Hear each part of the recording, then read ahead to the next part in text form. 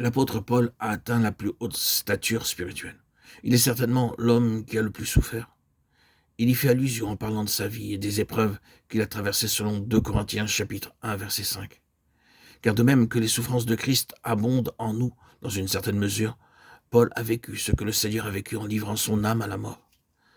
De même, notre consolation abonde par Christ.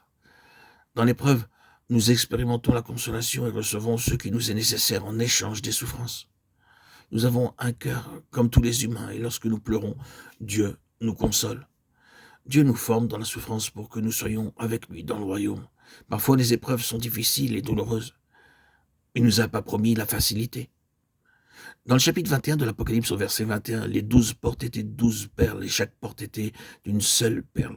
Les perles ne se taillent pas. Ces portes nous parlent de tous ceux qui auront été reconstitués d'après l'ordre divin au travers de la souffrance.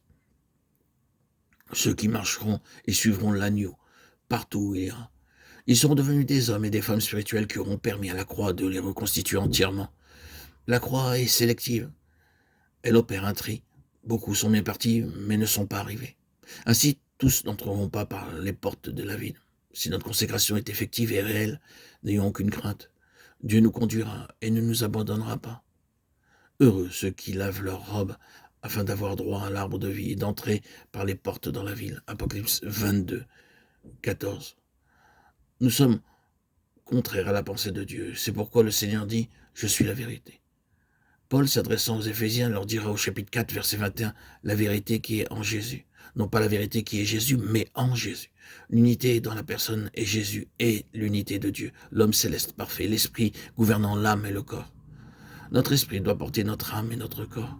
Lorsque nous éprouvons de la fatigue, nous devons nous approprier la puissance de sa vie, de telle manière que l'esprit nous porte, pour que la fatigue disparaisse durant le service que Dieu nous demande. Nous devons en faire l'expérience et demander à Dieu de nous apprendre à prier selon son besoin.